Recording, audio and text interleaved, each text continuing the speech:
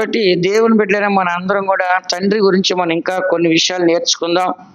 తండ్రి క్షమించే గుణం ఉంది, తండ్రికి పోషించే గుణం ఉంది, తండ్రికి అవసరాలు తీర్చే గుణం ఉంది, తండ్రి తన పిల్లల్ని కాపాడే గుణం కూడా ఉంది. కాబట్టి తండ్రి గురించి మనము కొన్ని విషయాలు మనం తెలుసుకున్నాం, చాలా ఘనముగా మనం తెలుసుకున్నాం. అయితే ఈ దినాన కూడా కొన్ని విషయాలు మనం చూద్దాం. తండ్రి అనేవాడు మొట్టమొదటిగా ఉత్పత్తికి కారణం. ఎవరంట? ఉత్పత్తికి కారణం. ఒక దేవుడు ఎలాగో ఒక సృష్టికర్తగా ఉన్నాడో అట్లాగే ఒక బిడ్డ పుట్టాలి అంటే ఒక తల్లి ద్వారా ఒక తండ్రి ఉత్పత్తి అనేది అవసరం. తండ్రి ఉంటేనే తల్లికి ఏమైందంట?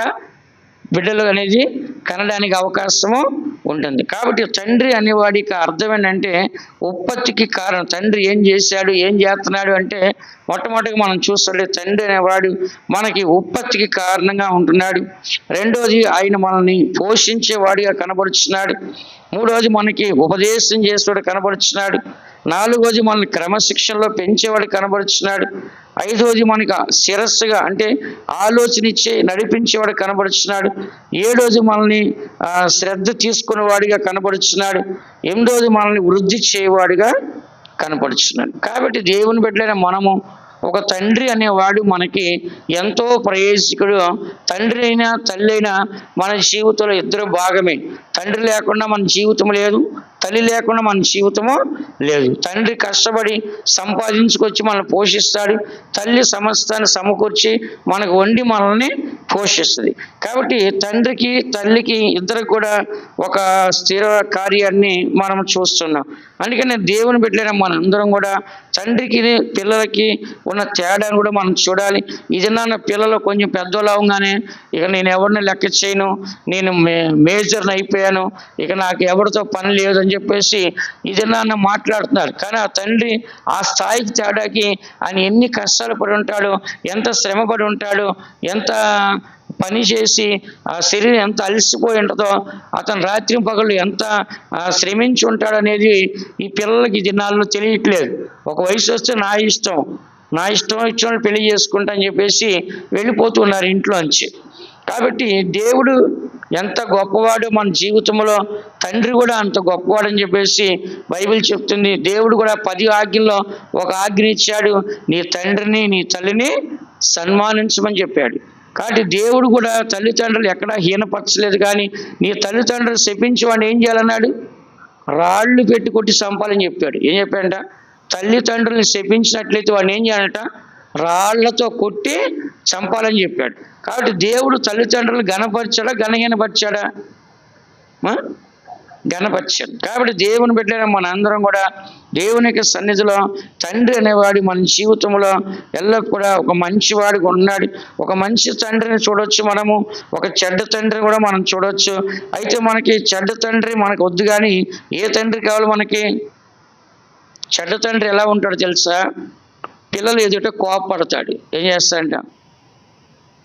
మంచి తండ్రి అయితే పిల్లలు ఎదుట ఏం చేయడు? కోపపడ్డు పిల్లల మీద కానీ తల్లి మీద కానీ. కానీ చెడ్డ తండ్రి ఏం చేస్తాడు? కోపపడతాడు. రెండోది చెడ్డ తండ్రి ఏం చేస్తాడంటే అబద్ధం ఆడతాడు. ఇప్పుడు పిల్లల దగ్గర తల్లిదండ్రులు అబద్ధాలు ఆడుతుంటే పిల్లలు ఏం చేస్తారు? వాళ్ళు ఇంకా ఎక్కువ అబద్ధం ఆడతారు. మా అమ్మ నాన్న అబద్ధం ఆడితే లేదా, మేము అబద్ధం ఆడితే వచ్చిందా, మా అమ్మ నాన్న లవ్ మ్యారేజ్ చేసుకుంటే లేదా, నేను చేసుకుంటే లవ్ మ్యారేజ్ తప్ప, ఇలా రకరకాలుగా ఏం చేస్తారంటే ప్రతి దాన్ని కూడా టార్గెట్ చేసి మాట్లాడుతూ ఉంటారు. అలాగే మూడోది పిల్లల్ని భయపెట్టి పని నేర్పించకూడదు చెడ్డ తండ్రి.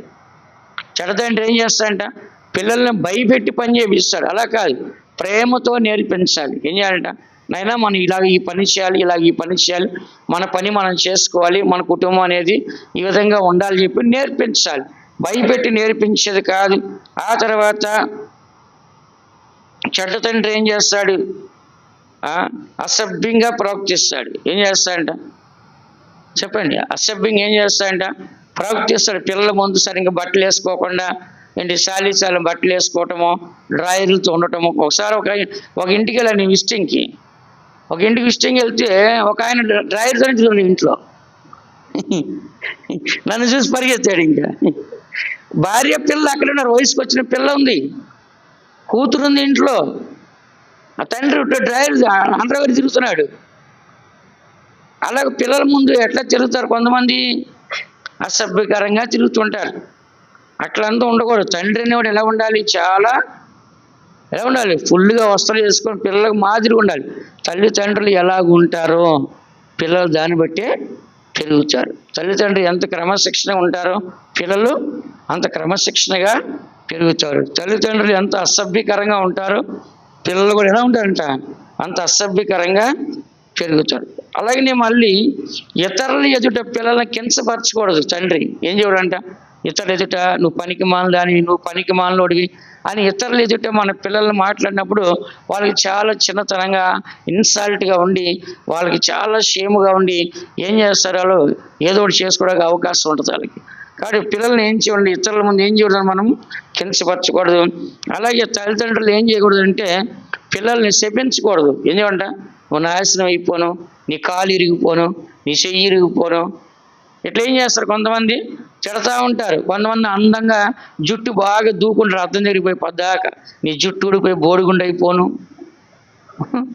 పద్దాక దూకుతున్నావు, నువ్వేం చేస్తారు? నీ జుట్టు ఊడి బోడిగుండు అవ్వాలంటారు. అట్లా ఏం చేస్తారంటే శపిస్తూ ఉంటారు తల్లిదండ్రులు. రేపు నీకు కూడా పెళ్ళైన తర్వాత నువ్వు అనుభవిస్తావు, ఏంటి నీ కర్మ నువ్వు అనుభవిస్తావు. ఇట్లా ఏం చేస్తారంటే శపిస్తుంటారు. అలా శపించకూడదు. ఏం చేయకూడదంట? చెప్పండి. శపించు. మంచి తండ్రి అయితే ఏం చేస్తాడు చెప్పండి? దేవుని కంటే ఎక్కువగా పిల్లల్ని ప్రేమించకూడదు. ఏం చేయకూడదంట? మంచి తండ్రి ఏం చేయకూడదంట? దేవుని కంటే ఎక్కువగా పిల్లల్ని ప్రేమించకూడదు. దేవుడు ఏమన్నాడు? నాకంటే ఎక్కువగా ప్రేమించేవాడు నాకు పాత్రుడు కాడు. అంటే మనం ఎవరిని ప్రేమించాలి? ఎక్కువగా దేవుని ప్రేమించాలి. తర్వాత ఎవరిని ప్రేమించాలి? పిల్లల్ని ప్రేమించాలి. అంతేగాని దేవుని కంటే ఎక్కువగా ఏం చేయకూడదు? మన పిల్లల్ని ప్రేమించకూడదు. ఆ తర్వాత పిల్లల ఎదుట మనం ఏం చేయాలంటే తప్పు చేసేటప్పుడు సమర్థించకూడదు. ఏం చేయకూడదంట? పిల్లలు తప్పు చేసి ఖండించాలి, గద్దించాలి, బుద్ధి చెప్పాలి. కానీ తప్పు చేసేప్పుడు ఏం చేయకూడదు? వెనకేసుకొని రాకూడదు. పోయిన వారం చెప్పాను, దావీదు వెనకేసుకొచ్చి బిడ్డలు నాశనం అయ్యారు. ఏలి వెనకేసుకొచ్చి బిడ్డలు నాశనం అయ్యారు. సమూయేలు వెనకేసుకొచ్చి బిడ్డలు నాశనం అయ్యారు కదా. అలా మనం వెనకేసుకొని రాకూడదు. పిల్లల నాశనానికి కారకులుగా మనము ఉండకూడదు. తప్పు చేసేటప్పుడు సమర్థించాలా, సరిదిద్దాలా? చెప్పండి. సరిదిద్దాలి. పిల్లలు తప్పు చేసేటప్పుడు మనం వెంటనే దాన్ని సరిదిద్దుకోవడానికి మనం ప్రయాసపడడానికి మనం సిద్ధపడాలి. అలాగే మనం ఏం చేయాలంటే తల్లిదండ్రులు పిల్లలు చేసే అన్నీ నమ్మకూడదు. తల్లిదండ్రులు పిల్లలు చేసే అన్నీ నమ్మకూడదు. ఎందుకని? మనకేమో ఒక దగ్గరికి వెళ్తామని చెప్తారు, వాళ్ళు ఏం చేస్తారు? ఇంకో దగ్గరికి వెళ్తారు. ఇప్పుడే వస్తామని చెప్తారు, ఎప్పుడుకి వస్తారో తెలియదు.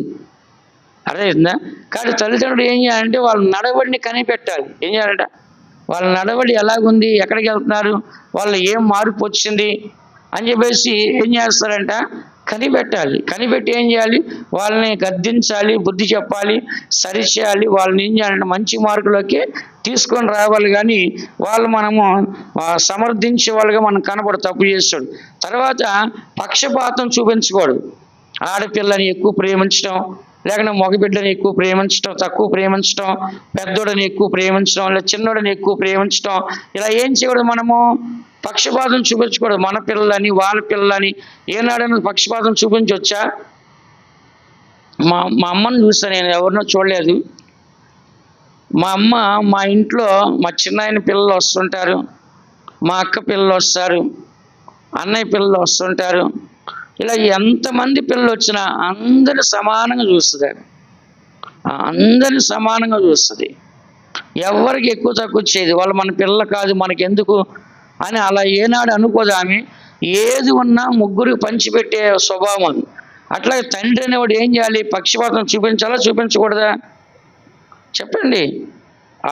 తర్వాత పిల్లల్ని తిట్టకూడదు. మనం ఏం చేయకూడదంట? ఒకసారి ఒక ఆమె ఏం చేసిందంట, అది సైతానా లోపల రారా అందంట.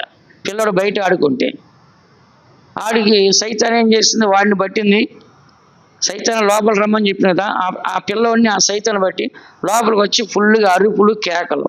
ఎవడు కంట్రోల్ అవ్వట్లా, దెయ్యం పట్టేసింది.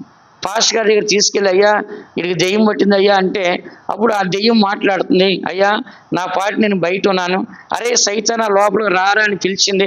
ఆమెనయ్యా పిలిచింది, పిలవబట్టి నేను వాళ్ళ అబ్బాయిల నుంచి వచ్చాను నేను, లేకపోతే నేను ఎందుకు వస్తానయ్యా, నాకేం పని అంటున్నాడు. అందుకని పిల్లల్ని ఏ పేరు పెట్టి పిలవకూడదు చెప్పండి? ఏ పేరు పెట్టి పిలవకూడదు? మనము సైతానా అని ఏం చేయకూడదు, పిలవకూడదు. మీరు కూడా పిలుస్తారు కదా, సైతాన్ అని పిలుస్తూ ఉంటారు. హరామ్ జాది, దివాన్ ఏంటి, కొంతమంది ఏంటి రకరకాలుగా పిలుస్తూ ఉంటారు. తిట్లు, ఊరికే తిట్టుతో పిలుస్తారని, అంటే వాడి మీద అంత అసహ్యత అనమాట, ప్రేమ ఉండదన్నమాట, వాళ్ళ మీద ద్వేషం. ఆ ద్వేషంతో కన్న పాపానికి మనం ఇంకా కలిసి ఉండాలి కాబట్టి, అరే సైతాన్ ఇటు రారా, అరే దున్నపోతు ఇటు రారా, ఒరే పంది ఇటు రారా, ఒరే ఏనుగు ఇటు రారా, అరే కుక్క ఇటు రారా అని ఏం చేస్తారు, పిలుస్తా ఉంటారు. అరే చిన్న కుక్క ఇటు రారా అంట, అంటే అన్ని కుక్కలనే కలిందంట ఆమె, చిన్న కుక్క రారా, పెద్ద కుక్క రారా. అందుకని దయచేసి మనం ఏం చేయకూడదు, ఇలాంటి పదాలను మనం ఏం చేయొచ్చు, వాడాలా వాడకూడదు చెప్పండి? ఇవాళ నువ్వు వాడేవే అనుకో, నీ పిల్లలకి అది అలవాటు అయిపోయి రేపొద్దున వాళ్ళు కూడా ఏం చేస్తారు, అదే వాడతారు. రేపొద్దున వాళ్ళకు పుట్టే పిల్లలు ఏం చేస్తారు, నీ వలన ఒక తరం కాదు ఇంకొక తరం కూడా చెడు కూడా అవకాశము ఉంటుందా ఉండదా? ఉంటుంది. అందుకని పిల్లల ముందు మనం మంచి తండ్రి ఏం చేయదంటే తిట్టడానికి ఏమాత్రం ఉండకూడదు. పిల్లల్ని ఏం చేయాలంటే స్వాధీనపరుచుకొని ఏలుబడి చేయాలి. ఏం చేయాలంట, మన కంట్రోల్కి తీసుకొని వాళ్ళని మనం నడిపించాలి. బెదిరించి నడిపించడమో, ఆదరించి నడిపించడమో, భయపెట్టి నడిపించడమో, బ్లాక్మెయిల్ చేసి నడిపించడమో, నువ్వు ఇలా చేస్తే ఇది ఇవ్వను, ఇది ఇస్తే ఇది ఇవ్వాలంటే నువ్వు ఇలా చేయాలి, నువ్వు ఇలా చేస్తే ఇది కొనిస్తాను, ఇలాగంతా మనం చేయకూడదు. కానీ వాళ్ళని ప్రేమతో మనం స్వాధీనపరుచుకొని మన కంట్రోల్లో పెట్టుకొని వాళ్ళు మనం ఏం చేయాలి, ఏలుబడి చేయాలి. అందుకని దేవుని బిడ్డలైన మనము మంచి తల్లిదండ్రులైన మనందరం కూడా ఏం చేయాలంటే ఇలాంటి మంచి వారిగా, మంచి కార్యాలు చేసేవారుగా మనం కనపడాలి. కాబట్టి మనం మంచి తండ్రులమా చెడ్డ తండ్రులమా చెప్పండి? మంచి తండ్రులమా చెడ్డ తండ్రులమా? మంచి తండ్రులుగానే మనము కనపడాలి. అందుకని దేవుని బిడ్డలైన మన అందరం కూడా ఈ సత్యాన్ని క్లుప్తంగా ఈ దినాన మనం నేర్చుకుందాం. పిల్లల కొరకు తండ్రి ఎన్నో కార్యాలు చేస్తున్నాడు. అనేక కార్యాల్లో కూడా మనం చూసినట్లయితే కనుక దేవుడు ఒక మంచి కార్యాలు చేయడానికే ఆయన సిద్ధముగా ఉంటున్నాడు. కాబట్టి పోయిన వారం మనం 2 కార్యాలు మనం నేర్చుకున్నాం. మిగతా 3 కార్యాలు ఈ దినాన్ని మనం నేర్చుకుందాం. అయితే ఇక్కడ మనం చదువుతున్న వాక్యంలో మత్తయి సువార్త 6వ అధ్యాయము 14-15 వాక్యాలు చూడండి. మనుషుల అపరాధములను మీరు క్షమించిన ఎడల మీ పరలోకపు తండ్రియు మీ అపరాధములను క్షమించును. మీరు మనుషుల అపరాధములను క్షమింపకపోయిన ఎడల మీ తండ్రియు మీ అపరాధములను క్షమింపడు. ఇక్కడ మనం చదువుతున్నాం, మనుషుల అపరాధములను మీరు క్షమించిన ఎడల మీ పరలోకపు తండ్రియు మీ అపరాధములు క్షమించును. మీరు మనుషుల యొక్క అపరాధములను క్షమింపకపోయిన ఎడల మీ పరలోకపు తండ్రి కూడా మీ అపరాధాలు క్షమించు. ఇక్కడ దేవుడు ఏం చేశాడంట, క్వశ్చన్ ఇచ్చాడు, ఆన్సర్ కూడా ఇచ్చాడు. నువ్వు గనక మనుషుల్ని క్షమిస్తే పరలోకమున్న తండ్రి నిన్ను క్షమిస్తాడు. నువ్వు గనక క్షమించకపోతే పరలోకమున్న తండ్రి కూడా నిన్నేం చేయడు, క్షమించు. కాబట్టి తండ్రి మనల్ని ఏం చేస్తాడు, క్షమిస్తాడా క్షమించట్లేదా చెప్పండి? మరి ఇప్పుడు భూమి మీద ఉన్న తండ్రి ఏం చేస్తాడంటే మన పాపాలన్నీ క్షమిస్తాడు. కానీ పరలోకమున్న తండ్రి ఏమంటున్నాడు, నేను నీ పాపాలు క్షమించాలంటే నువ్వు ఇతరుల పాపాలు క్షమించాలి. నువ్వు ఎవరిని క్షమించకుండా నేను నిన్ను క్షమించాలంటే అది ఎలా కుదిరిద్ది? నీలో కూడా ఆ మార్పు అనేది రావాలి. నేను నిన్ను ఎలా క్షమించాను, నువ్వు ఎలాగ నేర్చుకున్నావో దాన్ని బట్టి నువ్వు కూడా ఏం చేయాలి, ఇతరులు ఏం చేయాలంట, క్షమించాలి. అప్పుడు నువ్వేం చేస్తావు, పరలోకానికి వచ్చి ఉంటావు. నేను క్షమించాను కాబట్టి నువ్వు కూడా క్షమిస్తేనే, ఒక మాదిరి నీలో ఉంటేనే నేనుండే స్థలంలో నువ్వు ఉంటావు. నేనుండే స్థలంలో నువ్వు ఉండాలి అంటే కనుక నీవు మాదిరి చూపించకపోతే అక్కడికి రావు. కాబట్టి నువ్వు క్షమిస్తేనే నేను నిన్ను క్షమిస్తా అన్నాడు. ఏమన్నాడు చెప్పండి దేవుడు? నువ్వు క్షమిస్తేనే నేను నిన్ను క్షమిస్తాను. అందుకని దేవుని బిడ్డలైన మనము, దేవుడు మనల్ని క్షమిస్తున్నాడా లేదా ఒకసారి మీరు చెప్పండి. ప్రతిరోజు మన పాపాలని దేవుడు క్షమిస్తున్నాడా లేదా? ఇప్పుడు ఈ పరలోక ప్రార్థనలోనే కదా ఇదంతా, అవునా కాదా? 12 వాక్యాలు ఏమని రాస్తుంది, మా రుణస్తులను మేము క్షమించిన ప్రకారము మా రుణములను ఏం చేయాలంట, క్షమించండి. కాబట్టి ఇప్పుడు మనము క్షమించాలి, మనల్ని క్షమించాలి. మా రుణస్తులు మేము క్షమించినట్లుగా మా రుణాలని మీరు ఏం చేయాలి? అంటే మనం ఎవరికి రుణపడి ఉండకూడదు. చెప్పండి, దీని క్షమాపణ యొక్క అర్థం ఏంటంటే, క్షమాపణ యొక్క మీనింగ్ ఏంటంటే మనం రుణపడి ఉండకూడదు. ఒక తప్పు చేసాము వాళ్ళ విషయంలో, ఇప్పుడు వాళ్ళకి ఏమైనట్టు? మనము రుణపడినట్టు. ఇప్పుడు జాన్సన్ విషయంలో నేను తప్పు చేస్తే జాన్సన్ నేను రుణపడినట్టే. ప్రదీప్ విషయంలో నేను తప్పు చేస్తుంటే నేను ప్రదీప్కి రుణపడి ఉన్నట్టే. అప్పుడు ఆ రుణం తీర్చుకోండి ఏం చేయాలి? వెళ్ళి క్షమాపణ అడగాలి. చెప్పండి అందరూ, ఏమడగాలంట? అయ్యా నన్ను క్షమించు, నేను పొరపాటున తప్పు చేశాను, నేను చేయకూడదు ఆ కార్యాన్ని, కానీ అలా చేసేసాను, నిన్ను అవమానపరిచాను, బాధపరిచాను, నన్ను క్షమించు అన్నప్పుడు అతను ఏమనాలి? చెప్పండి, క్షమించానని అతను అనాలి. అతను అనకపోతే క్షమాపణ లేనట్టే. కొంతమంది క్షమించుకో, సారీ అని చెప్పి వెళ్ళిపోతే సరిపోయిందా? చెప్పండి, క్షమించుకో.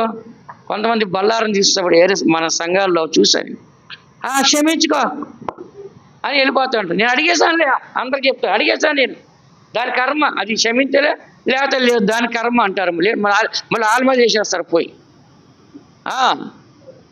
మనం ఏం చేయాలంటే వెళ్ళి క్షమించండి అని అడగాలి. వాళ్ళు ఏం చేయాలి? క్షమించాను, నీ మీద నాకేం లేదులే, వెళ్ళు అనాలి. అలా అనకుండా క్షమించుకో, సారీ అని చెప్పి నువ్వు వెళ్ళిపోతే సరిపోయింది. నీ దారి నువ్వు ఒకరిని దవడమే కొట్టేసి సారీ అని చెప్పి వెళ్ళిపోతే అది కుదిరిద్దా? నీ క్షమాపణ అడిగానుగా కొట్టినందుకంటే ఆడు నిన్ను క్షమించాడా? వాడిని క్షమాపణ ఇచ్చాడా? అటు ఇవ్వాలి కదా. వాడు ఇవ్వకుండా నువ్వు కొట్టేసి సారీ అని చెప్పి వెళ్ళిపోతే. అందుకని దేవుని బిడ్డ మనము క్షమాపణ యొక్క అర్థం ఏంటంటే రుణము. ఏమంట? రుణము. కాబట్టి ఇక్కడ రాస్తుంది, క్లియర్ రాస్తుంది. ఏమని రాస్తుంది? మా రుణస్తులను మేము క్షమించిన ప్రకారము మా రుణములో ఏం చేయాలంట? మనం ఎవరికి రుణపడి ఉండకూడదు. బైబిల్ రాస్తుంది ప్రేమ విషయంలో కూడా ఏం చేయకూడదంట? రుణపడి ఉండకూడదు. పాపం విషయంలో ఏం చేయకూడదంట? మనం ఇతరులకి రుణపడి ఉండకూడదు. అందుకని మనం ఏం చేయాలంటే ఎదుటి వాడిని మనం ఏం చేయాలంట? క్షమించాలి. అలాగే ఎదుటి వాడిని మనం ఏం చేయాలి? క్షమాపణ అడగాలి. అదే సమయాన్న దేవుని కూడా మనం ఏం చేయాలంట?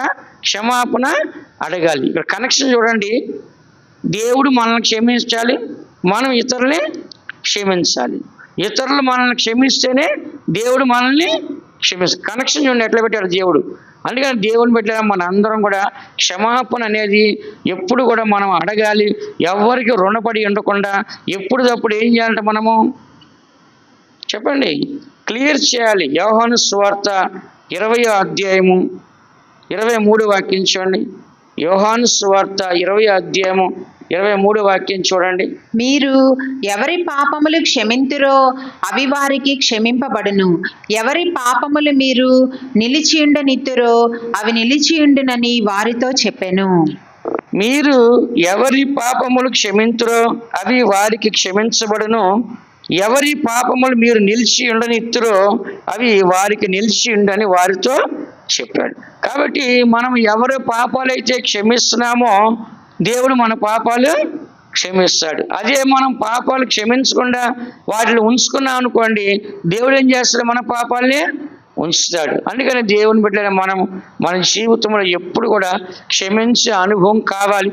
అందుకని దేవుడు చెప్పాడు, నువ్వు బలి అర్పించేటప్పుడు మొదటగా పోయి నీ సహోదరులతో ఈరోజు ఏమైనా ఉన్నట్లయితే పోయి సమాధాన పడు, ఆ తర్వాత వచ్చే బలి అర్పించు అని చెప్పాడు. మళ్ళీ ఇంకో దగ్గర ఏం చెప్పాడు? నువ్వు ప్రార్థన చేయనప్పుడు నీకు ఒకరి మీద విరోధం ఏమైనా కలిగిన వాడిని ఏం చేయాలంట? క్షమించు అని చెప్తున్నాడు.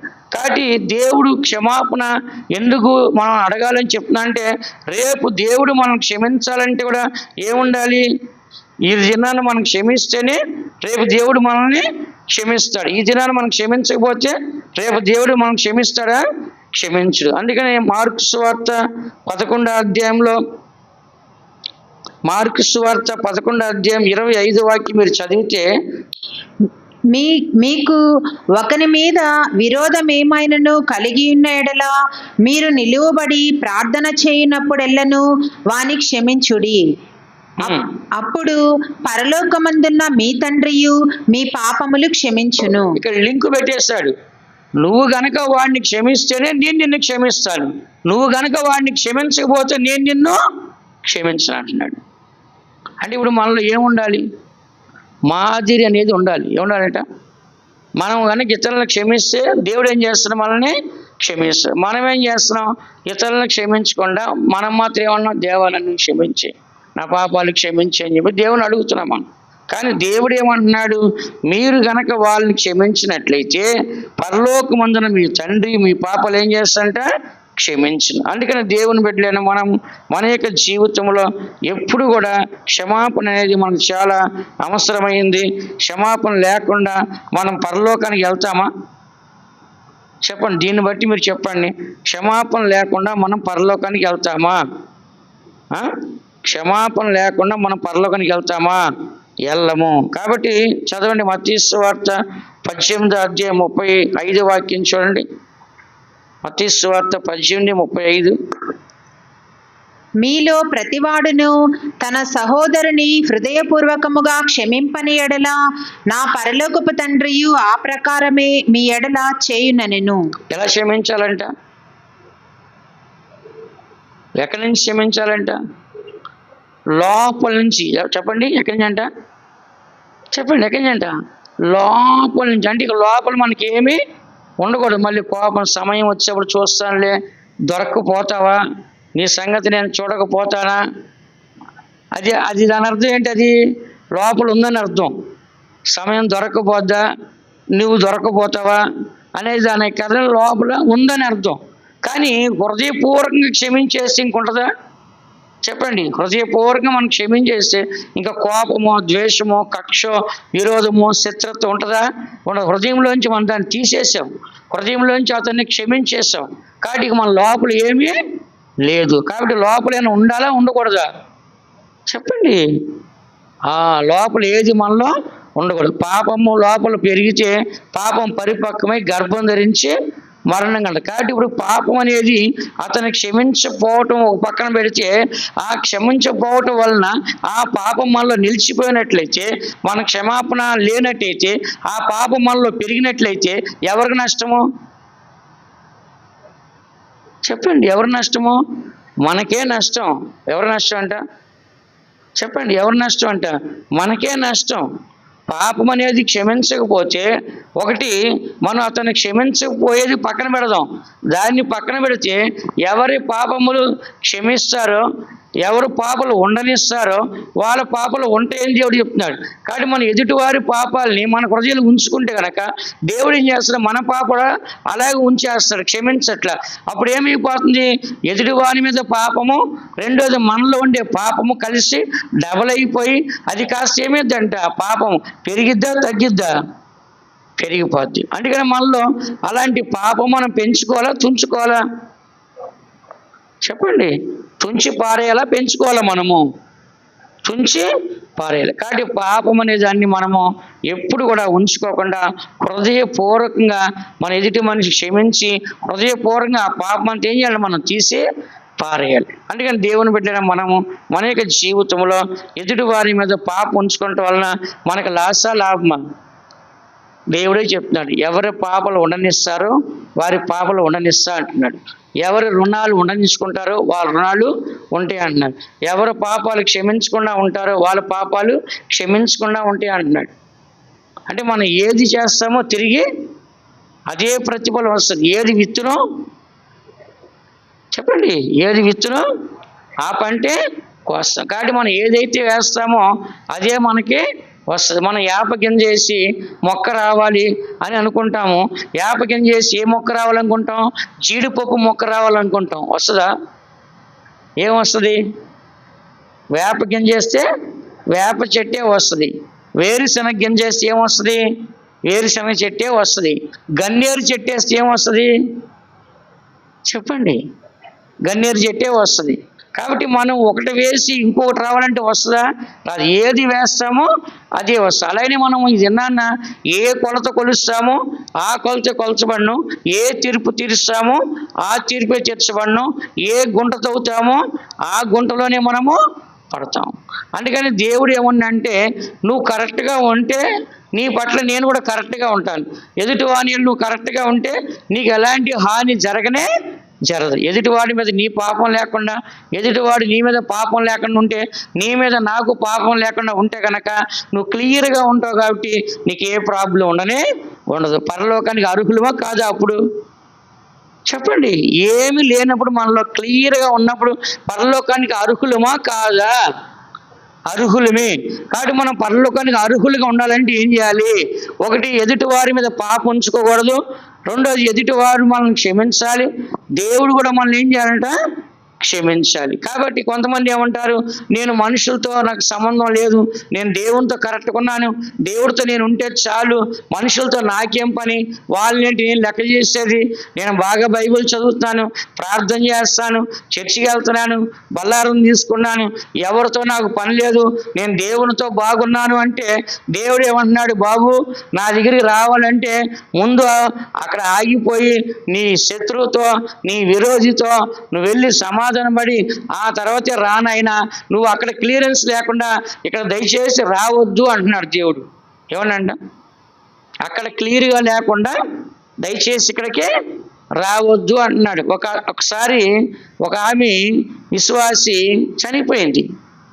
చనిపోయిన తర్వాత ఆమె ఆత్మని దేవదూతలు తీసుకెళ్ళిన తర్వాత పరలోకం దగ్గర బయట నిలబడింది. ఇది జరిగిన విషయం. పరలోకం దగ్గర బయట నిలబడిన తర్వాత లోపలికి వెళ్ళాలంటే ఒప్పుకోవట్లే దేవదూతలు. పరలోకానికి వెళ్ళడానికి ఒప్పుకోవట్లే. నువ్వు ఇక్కడికి వచ్చేయడానికి వీలు కాదమ్మా అని చెప్పారు.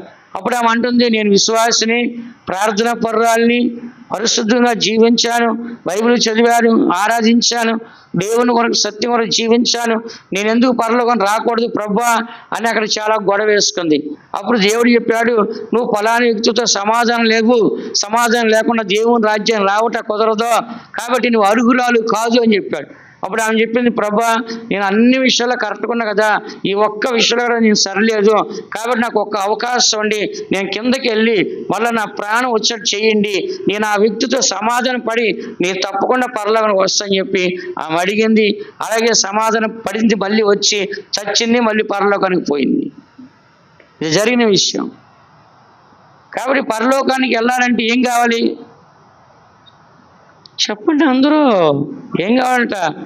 నేనేదో నా సొంత మాటని ఏం చెప్పట్లా, బైబిల్లో మీకు అన్ని ప్రూఫ్లు చూపించి చెప్తున్నా. అందుకని మన అందరూ కూడా పరలోకానికి వెళ్ళాలంటే ఏం కావాలి? మనకి సమాధానం అనేది చాలా అవసరం. అందుకని తండ్రి యొక్క స్వభావం ఏంటి? క్షమించే స్వభావము. చెప్పండి అందరూ. మనం కూడా ఏం చేయాలంట? ఎదుటి వారిని క్షమించాలి. దేవుడు మనల్ని క్షమించిన ప్రకారం మనం కూడా ఏం చేయాలంట? ఎదుటి వారిని ఏం చేయాలంట? క్షమించే స్వభావం మనకు కూడా ఉండాలి. రెండోదిగా మనం చూసినట్లయితే మంచి తండ్రి ఏం చేస్తాడంటే మన అక్కరలు తీరుస్తాడు. ఏం చేస్తాడంట? మంచి తండ్రి ఏం చేస్తాడంటే మన అవసరాలను తీరుస్తాడు. చదవండి, మత్తయి సువార్త 6:8. మీరు మీ తండ్రిని అడగక మునిపే మీకు అక్కరగా నున్నవేవో ఆయనకు తెలియను. మనము తండ్రిని అడగక ముందుగానే తండ్రికి తెలుసు మనకి ఏది అవసరమో. ఇప్పుడు ఒక కన్న తండ్రి మనం తీసుకుంటే, కన్న తండ్రికి బిడ్డకి ఏం కావాలో తెలుసా తెలీదా? తెలుసు. బిడ్డ అడగక ముందుగానే తండ్రి ఏం చేస్తాడు? వాడికి పలాంది కావాలి, పెద్ద అయిన చదవాలి, పలానా స్కూల్లో చదవాలి, ఇలా ఎన్నో ఆలోచనలు కలిగి ఉంటాడు. డాక్టర్ అవ్వాలి, లేదంటే పోలీస్ అవ్వాలి, కలెక్టర్ అవ్వాలి, ఎన్నో కళ్ళగా అంటాడు తండ్రి. అట్లాగే ఆ బిడ్డలు ఏం చేస్తాడంటే ఈ సమయాన్ని ఇతనికి ఈ విధంగా ఈ స్కూల్లో చేర్పించాలి, లేకుంటే ఈ విధంగా ఇతన్ని ఈ కోచింగ్లో చేర్పించాలి, లేకుంటే ఈ యొక్క ట్రైనింగ్ ఇవ్వాలి, ఇలాగ అతన్ని ఈ విధంగా ట్యూషన్ చెప్పించాలి, అతన్ని ఈ విధంగా మంచి బట్టలు వేయాలి, ఈ విధంగా క్రాఫ్ట్ చేయించాలి. ఇలా ఏం చేస్తాడంటే తన యొక్క నడవడి అంతా కూడా ఎవరు ఆలోచన చేస్తారు? తండ్రి ఆలోచన చేస్తాడు. నా బిడ్డ ఇలా ఉండాలి అని చెప్పేసి ఏం చేస్తాడంట? కళ్ళగా అంటాడు. ఏం చేస్తాడంట? బిడ్డ ఇలా ఉండాలని చెప్పేసి తండ్రి ఏం చేస్తాడు? ఎన్నో కళ్ళకంటా ఉంటాడు. అలాగే మనం ఇక్కడ చదువుతున్న వాక్యంలో ఏమని మనం చదువుతున్నా?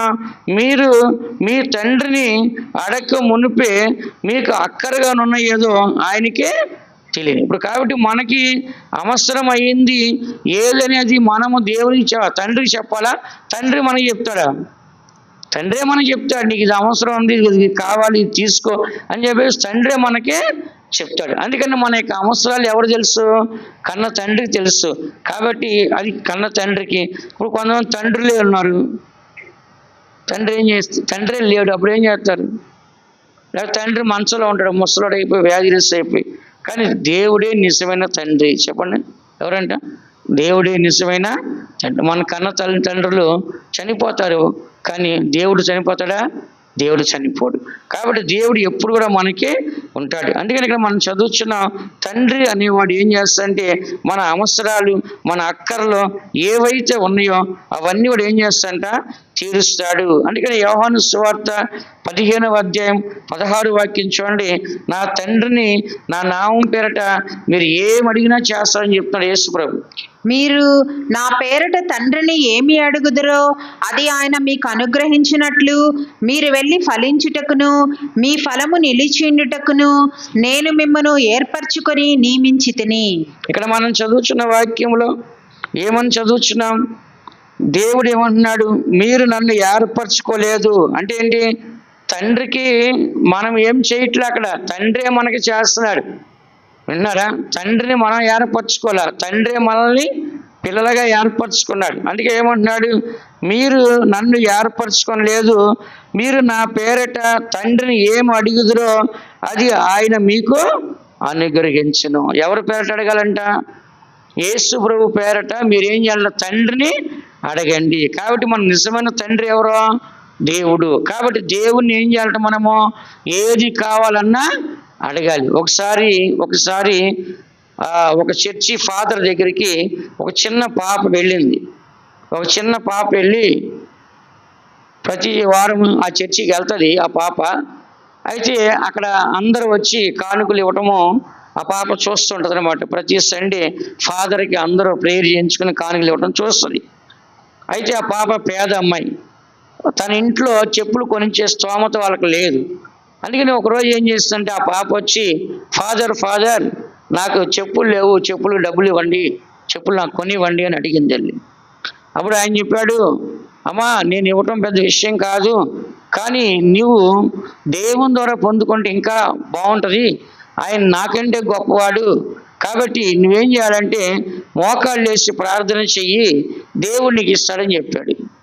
అలాగే ఆ పాప చర్చిలో కూర్చొని మోకాళ్ళు వేసి ప్రార్థన చేస్తే వేరే వాళ్ళు వచ్చి ఏం చేస్తారు? ఆ పాపకి చెప్పులు ఇచ్చారు. అందుకని మనకి ఏదైనా కావాలంటే మనుషుల్ని ఆశ్రయించకూడదు. ఎవరిని ఆశ్రయించాలి? చెప్పండి, ఎవరిని ఆశ్రయించాలి? దేవుణ్ణి ఆశ్రయించాలి. దేవుణ్ణి ఆశ్రయించితే దేవుడు ఏం చేస్తాడు? తప్పకుండా సహాయము చేస్తాడు. ఇంతవరకు రోజుల్లో సేవ చేసేవాళ్ళు నేను విన్నాను. ఆ సేవ చేసేవాళ్ళు వాళ్ళకి చేప తినాలి, ఎండి చేప తినాలంటే కూడా కొనుక్కునే స్తోమత ఉండే కదా.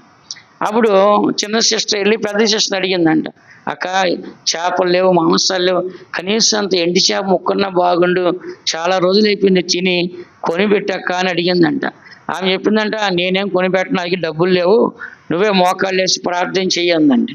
ఆమె మోకాళ్ళు వేసి ప్రార్థన చేసి కాకి వచ్చి ఎండి చేప వేసి వెళ్ళిందంట. ఎవరు వచ్చంట? చెప్పండి, ఎవరు వచ్చిందంట? కాకి వచ్చి. ఇంకొకసారి బట్టలు ఉతుకోవడానికి పెద్ద సిస్టర్ బట్టలకే సబ్బు ఉందంట, చిన్న సిస్టర్ బట్టలకి సబ్బు ఇవ్వరంట. అయితే అప్పుడు ఆమె అడిగిందంట, అక్క నా బట్టలకి సబ్బు లేదు, కొంచెం సబ్బు అక్క అంటే మోకాళ్ళు వేసి ప్రార్థన చేయిందంట. ఆ మోకాళ్ళు వేసి ప్రార్థన చేస్తే కాకి తీసుకొచ్చి సబ్బు ముక్క వేసిందంట. ఒకసారి ఒక పాస్టర్ గారు, ఆయన చాలా పేరు పొందిన ఆయన, అయితే ఆయన కోడి మాంసం తినాలని ఆశ ఉంది ఆయనకి. ఆ రోజు పొద్దున్నే ప్రార్థనలు కూర్చున్నాడు, సిస్టర్ కూడా ప్రార్థన అయిపోయింది. సిస్టర్ని అడిగాడంట, నాకు కోడి మాంసం తినాలని ఉందని, డబ్బులు లేవు, ఒక పావలని ఎంత ఉందంట చేతిలో, పావలాకి మసాలా కూడా పావలాకి మసాలా వస్తుందేమో. సరే మోకాళ్ళు వేసి ప్రార్థన చేశాడు, ప్రభా నేను కోడి తినాలి, నాకు కోడి కావాలని ప్రార్థన చేశాడు. అది ఎక్కడి నుంచి వచ్చిందో ఆయన దగ్గరకు వచ్చి ఆగిందంట కోడి. దేవుడు పంపించాడు. ఆ కోడి పట్టుకొని సిస్టర్కి ఇచ్చి ఆ పావలా ఇచ్చాడంట, మసాలా వేసి కూరమని. ఇప్పుడు సేవకులు అయితే ఏమన్నారు? పనికి మాలిన సంఘము, పనికి మాలిన జనాలు, డబ్బులు ఇరు, కానుకలు ఇరు, దశమాగాలు ఇరు అని తిడుతున్నారు. ఆ యూట్యూబ్లో పెడుతున్నారు. నీకు అప్పులు తీరంటే నువ్వు దశమాగి ఇవ్వాలి, లేకపోతే అప్పులు తీరవు. నువ్వు కూర్చొని ఏడ్చుకో, నుంచొని ఏడ్చుకో, బాత్రూమ్కి వెళ్ళి ఏడ్చుకో అది చెప్పటం. ఇట్లా చండాలంగా మాట్లాడుతున్నా, విశ్వాసమే లేదు. మీ అందరూ తెలుసు, నేనేం గొప్పవాడిని కాదు. ఇక్కడికి వచ్చిన తర్వాత ఈ 6 సంవత్సరాలు ఎప్పుడైనా మిమ్మల్ని డబ్బులు అడిగాను నేను? నోరు తెరిచి ఏనాడన్నా ఒక ఫంక్షన్ చేస్తున్నాను, లేకుండా ఇంకేదైనా చేస్తాను డబ్బులు అడిగానా? ఈ మందిర స్థలాన్ని కూడా ఒక్కనాడన మిమ్మల్ని నోరు తీసి డబ్బులు అడిగానా? ఒక్కనాడని ఈ మందిరం కట్టిన ₹1 అడిగాను నేను? మీరే చెప్పండి, మీరే సాక్ష్యం చెప్పండి. నేను అబద్ధం ఆడకూడదు. నేను అడగలేదు. ఏది కావాలంటే రాత్రి అంతా కూర్చొని ప్రార్థన చేసేవాడిని, నిద్రపోయేవాడిని కాదు. సిస్టర్ చెప్తుంటా, ఇది ఉందంటే ఈ రోజున ఎంతో కన్నీళ్ళు కార్చాను, ఎన్నో రాత్రులు ఏడ్చాను, ఎన్నోసార్లు తినకుండా ఉన్నాను. ఏంటి, ఎన్నోసార్లు ఈ రోడ్లు వెళ్తూ ఏడ్చేవాడు, నాకు ఈ రోడ్లని చర్చి కావాలి, ఈ రోడ్లని చర్చి కావాలని. ఇట్లాగే ఎన్నో స్థలాలు చూశాను. అంత ఈజీ ఇది రాలేదు. అందరి కన్నీళ్ళు, అందరి సహాయము, అందరి ప్రార్థన, ఉపవాసము. నేను ఎంతో ఏడ్చి ఏడ్చి ఏడ్చి ఏడ్చి ప్రార్థన చేసి ఇది ఇచ్చాడు దేవుడు. అంత ఈజీగా వచ్చింది కాదు ఇది అని చెప్తుంటాను. ఎందుకు చెప్తున్నా అంటే, ఈ దినాల్లో సేవకులు ఏం చేయాలంటే దేవుణ్ణి అడగాలి, మనుషులను అడగకూడదు. ఎవరు అడగకూడదు అంటే, యేసుప్రభువు అన్నాడు, నా పేరులో తండ్రిని అడగండి. అందరికీ ఇవ్వగలిగేవాడు ఎవరు? తండ్రి కదా. సామర్థ్యవంతుడు ఎవరు? తండ్రి. మీకు అక్కరగా ఉన్న ఏదో మీ పరలోకం ఉన్న తండ్రి మీకు ముందుగానే ఆయన తెలుసు ఆయనకి. కాబట్టి మన దేవునికి అన్నీ తెలుసా తెలీదా? జనాల్లో మనం అవిశ్వాసపడతాము, అధైర్యపడతాము, పిరికి వాళ్ళుగా భయపడిపోతున్నాం. కానీ మనం అట్లా ఉండకూడదండి. విశ్వాసంతో ఏం చేయాలంట? దేవుణ్ణి మనం అడిగేవారిగా మనము కనపడాలి. అందుకని మనకి దేవుడు మన అక్కర్లు అడిగినప్పుడు ఇస్తాడా ఇవిడా? మత్తయి సువార్త 7వ అధ్యాయం 9వ వాక్యం చూడండి. మత్తయి సువార్త 7వ అధ్యాయం 9వ వాక్యం చదవండి. మీలో ఏ మనుషుడైనను తన కుమారుడు తన్ను రొట్టెను అడిగిన ఎడల వానికి రాతినిచ్చునా? చేపను అడిగిన ఎడల పామునిచ్చునా? మీరు చెడ్డవారయుండియు మీ పిల్లలకు మంచి ఈవుల నీయనెరిగి ఉండగా పరలోకమందున్న మీ తండ్రి తన్ను అడుగు వారికి అంతకంటే ఎంతో నిశ్చయముగా మంచి ఈవులనిచ్చును. చూస్తారా ఇక్కడ? మీ పిల్లలు ఎవరైనా సరే మిమ్మల్ని రొట్టెని అడిగితే రాతినిస్తారా? చేపను అడిగితే పామునిస్తారా? అలా ఇవ్వరు కదా. మీరు చెడ్డవారై ఉండి మీ పిల్లలకు మంచి ఈవులను మీరు ఎరిగి ఉండగా పరలోకమందున్న మీ తండ్రి తన్ను అడుగువారికి అంతకంటే ఎంతో నిశ్చయముగా మంచి ఈవులను ఇచ్చిన. కాబట్టి మనుషులు అయితే చెడ్డవారు, పాపులు అయినా కూడా వాళ్ళు ఏం చేస్తారు? ఒక తాగుబోతుని తీసుకోండి, వాడు ఫుల్గా తాగుతాడు. కానీ పిల్లలకు మాత్రం ఏం చేస్తాడు? తింటాక అన్నీ తీసుకుని వెళ్తాడు, తీసుకెళ్తాడు. మా నాన్న ఫుల్లు తాగుతాడు, కానీ ఇంటికి అన్నీ తీసుకొచ్చేవాడు. అప్పు చేసి తీసుకొచ్చాడో, కష్టపడి తీసుకొచ్చాడో అవన్నీ మాకు తెలియదు. కానీ డైలీ ఏం చేస్తాడు? పిల్లలకు తింటాకి తీసుకొస్తాడు. కావలసి అన్ని ముగ్గురికి తీసుకొచ్చి సమానం కడుపు నిండా పెడతాడు. ఎందుకు చెప్తున్నా అంటే, తండ్రి అనేవాడు చెడ్డవాడు వాడు ఏం చేస్తాడు? తన పిల్లలకు మంచి తీసుకొచ్చి ఇవ్వాలని కోరుకుంటాడు. అలాగే ఇక్కడ మనం చదువుచ్చిన, మీరు చెడ్డవారయ్యిండే మీ బిడ్డ రొట్టె అడిగితే రాయినివ్వకుండా రొట్టెనే ఇస్తున్నారు, చేప అడిగితే పావునకుండా చేపనే ఇస్తున్నారు. మరి మీరు చెడ్డవారయ్యిండే మీ పిల్లలకు మంచి ఇవ్వాలనుకున్నప్పుడు మరి పరలోకమందున్న తండ్రి అంతకంటే నిత్యముగా మంచి ఈవుల్ని ఇవ్వడా? తప్పకుండా ఇస్తాడు. అందుకని దేవుని బిడ్డ మనము మనుషులను ఆశించాలా, దేవుణ్ణి ఆశించాలా? చెప్పండి. మనుషులు ఇవ్వలేదు, మనుషులు చేయలేదు అని మనుషుల దగ్గర మనం ఆశించాలా? చెప్పండి, మీరే చెప్పండి. అలా ఆశించాలా మనము? మనుషుల దగ్గర ఏం చేయకూడదు? ఆశించకూడదు. ఈ దినాల్లో కొంతమంది సేవకులు కూడా ఏం చేస్తారు తెలుసా? ఇప్పుడే డిపాజిట్ చేయమంటున్నారు సమాధికి. బతికుండగానే ఏమంటున్నారంట? సమాధికి డిపాజిట్ చేయండి, అప్పుడు మీకు స్థలం ఉంటుంది, మీరు సమాధికి డబ్బులు ఇప్పుడు దాచుకోండి, అప్పుడు ఆ రోజు వచ్చి మేము సమాధి చేస్తాము. ఇట్లా చాలామంది ఏం చేస్తారు? ఇప్పటి నుంచి మీరు మాకు నెల నెల కానుకలు ఇస్తామంటే మీరు చనిపోయినప్పుడు వచ్చి సమాధి చేస్తుంటాము. ఇలాగ ముందుగానే ఏం చేస్తారు? అందరూ పెట్టుబడి పెట్టమంటున్నారు. ఒక పాస్టర్ ప్రసంగం చేస్తున్నాడు, నువ్వు పెట్టుబడి పెడితేనే నీకు వస్తుంది, లేకపోతే నీకు రాదు, పెట్టుబడి పెట్టకపోతే వెళ్ళిపో అంటున్నాడు. ఏం చేయాలి చెప్పండి? ఘోరాతి ఘోరంగా చేస్తున్నారు క్రైస్తవులు. సంఘాల్లో దుర్మార్గంగా చేసి అవమానం యూట్యూబ్లో పెడతారు వాటిని. దానికి ఏం చేస్తారు? సినిమా సంబంధించి దాన్ని కనెక్ట్ చేసి నవ్వుకోవడానికి ఫుల్ కామెడీ చేస్తున్నారు వాళ్ళు. ఏంటి పెట్టుబడి పెట్టేది? దేవుడు చెప్పాడు అట్లాగా.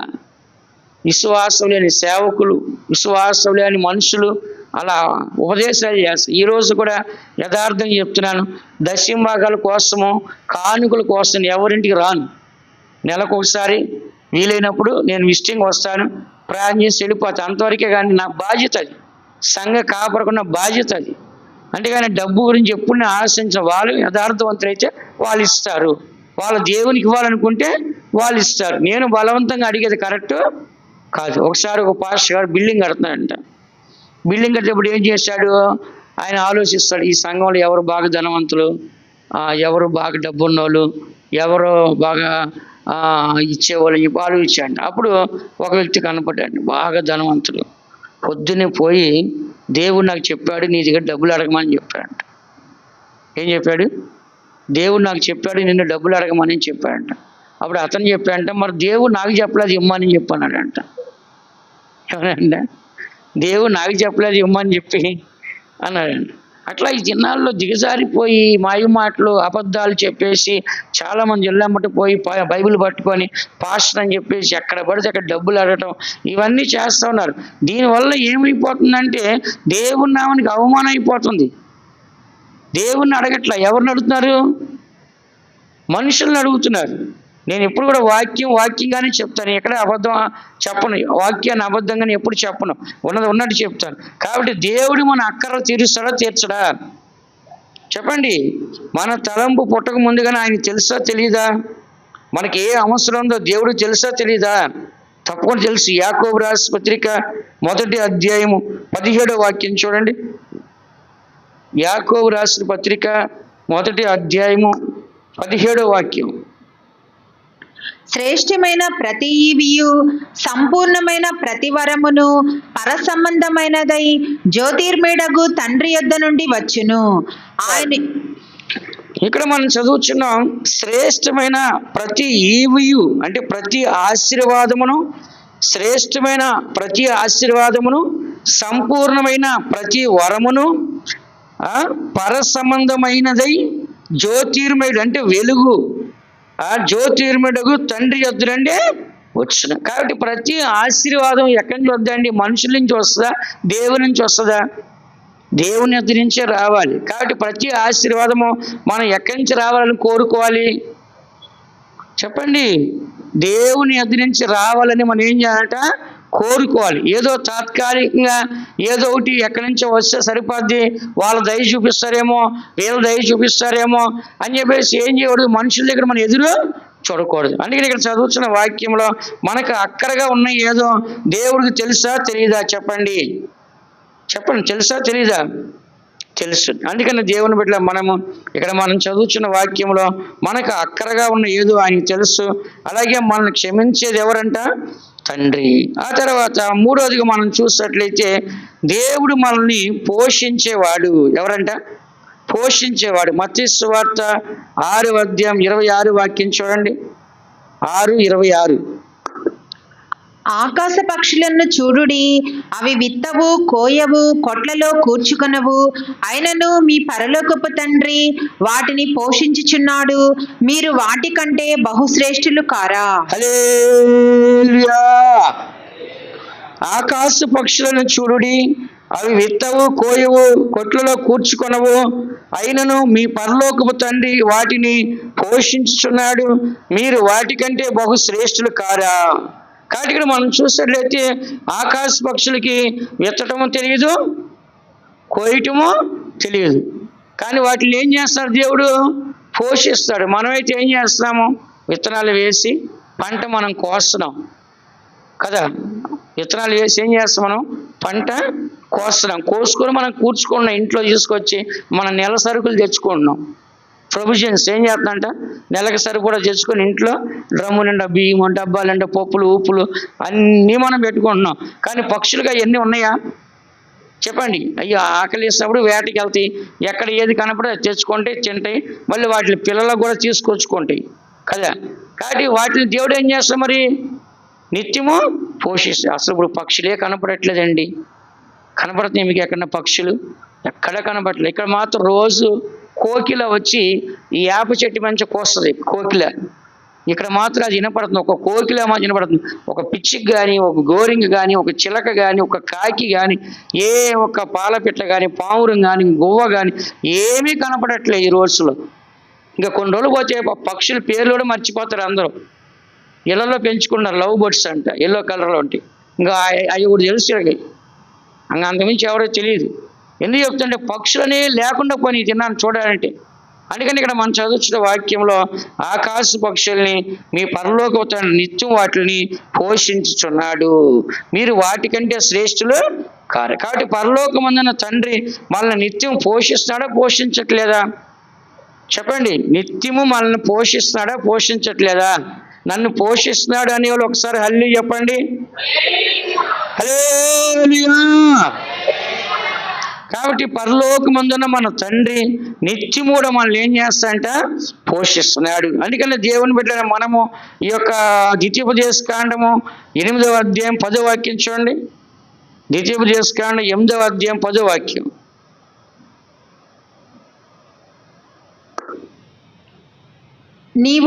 నీవు తిని తృప్తి పొంది నీ దేవుడైన యెహోవా నీకిచ్చిన మంచి దేశమును బట్టి ఆయనను స్తుతింపవలెను. నీవు తిని తృప్తి పొంది నీ దేవుడైన యెహోవా నీకిచ్చిన మంచి దేశమును బట్టి ఆయన ఏం చేయాలంట? స్తుతించాలి. ఇశ్రాయేలు ప్రజలకు దేవుడు ఏం చేస్తాడంట? ఆకాశ మన్నాను కురిపించాడు, ఆకాశ పూరేళ్లు కురిపించాడు, మంచి ఆహారాన్ని ఇచ్చి 40 సంవత్సరాలు ఎక్కడ పోషించాడండి ఆయన? అరణ్యం అంటే ఏంటి? ఎడారి. ఎడారిలో ఏముంటుంది? ఇసుకే ఉంటుంది. చెప్పండి, ఏముంటుందంట? ఇసుకే ఉంటుంది, నీళ్లు ఉండవు అక్కడ. ఎడారి అంటే ఏముంటుంది? అడవి అంటే చెట్లు ఉంటాయి, నీళ్లు ఉంటాయి, కాయలు ఉంటాయి, జంతువులు ఉంటాయి, మృగాలు ఉంటాయి. అడవి అంటే ఇదేమంటే ఇది ఎడారి. ఎడారి అంటే ఏంటి? ఇసుక. ఇసుకలో ఏముంటుంది? నీళ్ళు ఉండవు, చెట్లు ఉండవు, కాయలు ఉండవు, తింటాకుండవు, ఏమీ ఉండవు ఎడారిలో. సౌదీ అరేబియా ఎడారిలో ఒక్క మనిషి కనపడరంట అడవిలో. ఎవ్వరు అంటంట. కొన్ని వేల కిలోమీటర్ల దూరం వెళ్తే అక్కడ ఎవ్వరు కనపడరంట ఆ ఇసుకలో. అంత పెద్ద అడవి ఉందంట. సారీ, అడవి కదా, అరణ్యం, ఎడారి. కాబట్టి దేవుని బిడ్డగా మన అందరం కూడా దేవుడు పోషించింది సిటీలో కాదండి. వాళ్ళని ఎక్కడ పోషించాడు? ఏమీ లేని స్థలంలో. ఎక్కడంట? ఏమీ లేని స్థలము, అడవి, అరణ్యం, ఇసుకలో. ఇసుకున్న స్థలములు ఏం చేస్తుంది? దేవుడు వాళ్ళని పోషించాడు. అందుకే ఏమని రాస్తుంది? నీవు తిని తృప్తి పొంది నీ దేవుడిని యెహోవా నీకు ఇచ్చిన మంచి దేశమును బట్టి నువ్వేం చేయాలి? దేవుణ్ణి స్తుతించాలి. ఈ దినాల్లో ఎవరిని చూసినా మొహం నల్లగా పెట్టుకున్నా. దేవుడు ఎంత చేసినా తృప్తి లేదు వాళ్ళకి. దేవుడు ఎంత ఇచ్చినా ఏం లేదంట? తృప్తి లేదు. విన్నారా? ఎంత ఇచ్చినా ఏం లేదంట? తృప్తి లేదు. ఇప్పుడు జనాలకి ఎట్లా ఉండదంటే, జనరల్ ట్రైన్లు ఎక్కితే చాలు అనుకుంటాడు ఒకడు. ఇంకోటి ఏం చేస్తాడు? రిజర్వేషన్లు ఎక్కితే బాగుంటుందని ఆడనుకుంటాడు. ఇంకోటి ఏం చేస్తాడు? ఏసీలు ఎక్కితే బాగుందని ఆడనుకుంటాడు. ఇంకోటి ఏమంటాడు? నేను ఫ్లైట్లో పోవాలని ఎక్కితే బాగుంది ఇంకోటి అనుకుంటాడు కదా. ఎవరికైనా సరే ఏముంటుంది? ఆశ ఇంకా ఇంకా ఇంకా ఇంకా పెరుగుతూ ఉంటుంది. కానీ దేవుడు అన్నాడు, నీవు తిని తృప్తి పొంది నువ్వేం చేయాలంట? నీ దేవుడు నీకు ఇచ్చిన మంచి దేశంలో దేవుని అంట స్తుతించాలి. అందుకనే దేవుడు ఏమన్నాడు? భోజనం చేసినా పానం చేసినా సమస్తము దేవుని యొక్క మహిమ కొరకే చేయాలి. దేవుడు ఇచ్చినప్పుడు మనం ఏం చేయాలి?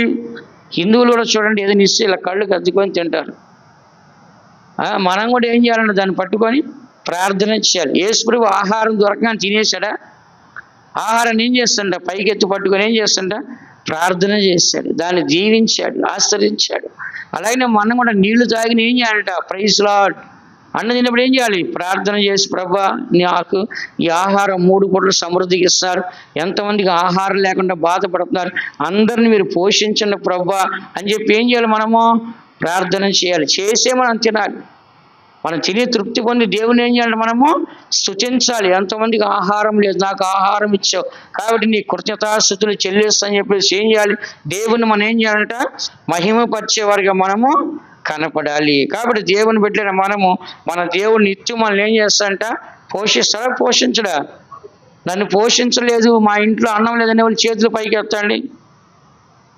ఉన్నారు ఎవరైనా, మా ఇంట్లో అన్నం లేదు, మేము అన్నం తినట్లేదు. కొంతమంది అన్నం తినరు, నూడిల్స్, పానీపూరీలు, చాట్ పూరీలు, దహీ పూరీలు, ఇంకేంటంట ఇది తింటారు, చికెన్ లెగ్గులు, చికెన్ లాలీపాప్ చికెన్లు, ఇవి తింటున్నారు కొంతమంది. పేరుకి ఏంటి, అన్నం తినరంట వాళ్ళు. మనం ఏమనుకుంటాం, అయ్యో అన్నం తింటలేదా పాప అయ్యో అనుకుంటాం. అలా కాదు, వీళ్ళు తినేది బయట ఫుడ్. ఆ మురుక్కాలు పక్కన పెడతాడు, బాగా గుమగుమ గుమగుమ గుమగుమ అంటది. అక్కడికి పోతారు టేస్ట్ కోసం, అక్కడికి పోతే టేస్ట్గా ఉంటుంది అది. ఎందుకు చెప్తున్నా అంటే, దేవుని పెట్టలేరు మనం ఈ దినాల్లో కొంతమంది లగ్జరీ ఫుడ్కి అలవాటు పడిపోయారు, రోడ్ల మీద ఫుడ్కి అలవాటు పడిపోయారు. ఇంట్లో ఫుడ్ తింటలే. రాత్రి మేము ఏం చేసాము, ఒక దగ్గరికి వెళ్ళాం ప్రేయర్ చేయడానికి 9 గంటలకి. ఇక్కడ ప్రేయర్ అయిన తర్వాత వెళ్ళాము, అర్జెంటుగా రమ్మంటే వేరే ఇంటికి ప్రేయర్ చేయడానికి. సిస్టర్ అన్నాను, సరే బయటకు వచ్చేదా, బయట అన్న టిఫిన్ తీసుకున్నా, ఇప్పుడు ఇంటికి వెళ్ళి చేయండి, టైం 10 అవుతుంది అంటే సరే తీసుకోండి. మినీ బైపాస్ ఆ చివరి నుంచి ఆ చివరి దాకా వెళ్ళి అయ్యప్ప గుడి దాకా ఎక్కడ మంచి హోటల్ కనపడలే. సరే ఒక హోటల్ కనపడింది, తీసుకుంటా అని చెప్పాను. సిస్టర్ కూడా వచ్చి దిగి చూసింది, అబ్బో ఇంత గలేసుకుంది, ఇక్కడ ఎట్టగా ఉంది. పెద్ద హోటలే, మళ్ళీ ఆమె నచ్చలేదు. సరే ఎట్టయితే కట్టించుకొచ్చాను. ఈ మైండ్లో ఆ హోటల్ బాగలేని మైండ్లో పెట్టుకొని అది తినలే రాత్రి కొనుక్కొచ్చినారు, తినలే అట్ట గమ్మున పోయింది. రోడ్ల మీద అంత గలేసిగా ఉన్నా కూడా జనాలు ఎగబడి తింటున్నారు, ఎగబడి తింటా ఉన్నారు. కాబట్టి దేవుడు మనకి మంచి ఆహారం ఇస్తాడా లేదా చెప్పండి? 3 పూటలు తింటాక ఇంట్లో ఇచ్చేవాడు చేసుకొని తినవచ్చు కదా. రోడ్ల మీద ఎందుకు మనకి, దానివల్ల రోగాలు తప్పితే ఆరోగ్యం రావటం లేదు. అందుకని ఇక్కడ మనం చూసేట్లేదు, దేవుడు మనల్ని ఏం చేస్తాడంట, నిత్యము పోషిస్తాడు. మొట్టమొదటి ఏం చేస్తాడు, దేవుడు క్షమిస్తాడు. రెండోది ఏం చేస్తాడు, మనకి అక్కడ ఉన్నవన్నీ తీరుస్తాడు. మూడోది ఏం చేస్తాడు, పోషిస్తాడు. నాలుగోది ఏం చేస్తాడు, కాపాడుతాడు. ఏం చేస్తాడంట, కాపాడుతాడు. ఆ మాట చదవండి, ద్వితీయోపదేశకాండము 32వ అధ్యాయం 10వ వాక్యం. తండ్రి కాపాడుతాడు. అరణ్య ప్రదేశములోను భీకర ధ్వని గల పాడైన ఎడారిలోను వాని కనుగొని ఆవరించి పరామర్శించి తన కనుపాపను వలె వాని కాపాడెను. ఇక్కడ దేవుడు చెప్తున్నాడు, అరణ్య ప్రదేశంలో ఎడారిలో భీకర ధ్వని గల పాడైన ఎడారులు అంటే ఆ ఎడారులు ఎవరు సంచరించాలి అంతకుముందు. భీకర ధ్వని గల పాడైన ఎడారిల్లో, అలాంటి ఒక ఎడారిల్లో వాణ్ణి కనుగొని ఆవరించి పరామర్శించి తన కను పాపన వలె వాడిని ఏం చేస్తాను, దేవుడు కాపాడాడంట. ఎవరిని? ఇశ్రాయేలు ప్రజల్ని. ఎవరంట? ఇశ్రాయేలు ప్రజల్ని. కానీ ఇశ్రాయేలు ప్రజలు అరణ్యంలో వాళ్ళకి ఏదైనా హాని జరిగిందా మీరు చెప్పండి? మృగాలు వచ్చి చంపేయటమో ఇంకేదైనా వచ్చి చంపేయటం లేదు కదా. అక్కడ ఏది జరగలే, వాళ్ళు ప్రశాంతంగా వెళ్తున్నారు. అగ్నిస్తంభము, మేఘస్తంభము, దేవదూతలు, మోషే, అహరోను, మిరియాము, వాళ్ళకి అద్భుతాలు జరుగుతున్నాయి. రోజు మన్నా వస్తుంది, రోజు పూరేళ్ళు వస్తున్నాయి. ఇలాగా మంచి ఆహారంతో దేవుడు ఏం చేస్తాడు, వాళ్ళని నడిపించుకుంటూ వచ్చాడు. కాబట్టి ఇక్కడ మనం చూసినట్లయితే దేవుడు ఏమన్నాడు, అరణ్య ప్రదేశంలో భీకర ధ్వని గల పాడైన ఎడారిలో వారిని కనుగొని ఆవరించి పరామర్శించి తన కనుపాపను వాళ్ళు ఏం చేస్తాడంట, కాపాడు. కాబట్టి దేవుడు ఏం చేస్తాడంటే మనల్ని కాపాడుతున్నాడు. ఏం చేస్తాడంట, తండ్రి తన పిల్లల్ని ఏం చేస్తాడు చెప్పండి అందరూ?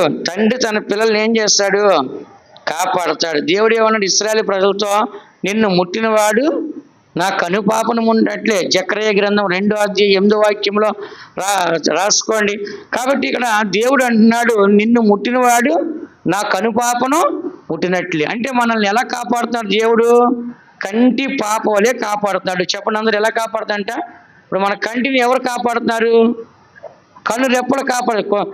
మన వేలు మనం పెడితే ఏం చేస్తుంది, టక్కన మూసుకుంటుంది. మన వేలు మనం పెడితే కూడా ఏం చేద్దాం, టక్కన మూసుకొని అంటే దాన్ని ఏం చేద్దంట, కాపాడదు, ఎవరి దగ్గరికి రాకుండా, దానికి హాని జరగకుండా. అలాగే దేవుడు ఏం చేస్తున్న మనల్ని, తన కనుపాపలే మనల్ని ఏం చేస్తుంట కాపాడుతున్నాడు. నిన్ను ముట్టినవాడు నా కనుగుడ్డు పుట్టినట్లే. అందుకని దేవుని బిడ్డలైన మన అందరం కూడా దేవుడు మనల్ని కాపాడడానికి ఒక తండ్రిగా ఆయన సిద్ధంగా ఉన్నాడు. కాబట్టి మనందరం కూడా దేవునికి మనము ఎల్లప్పుడూ కృతజ్ఞత కలిగి ఉండాలి. చివరికి వాక్యం చదవండి, 121 కీర్తన 7 వాక్యం 8 వాక్యం చదివి ముగిస్తాను. 121 కీర్తన 7, 8 వాక్యం. ఏ అపాయమును రాకుండా యెహోవా నిన్ను కాపాడును, ఆయన నీ ప్రాణమును కాపాడును.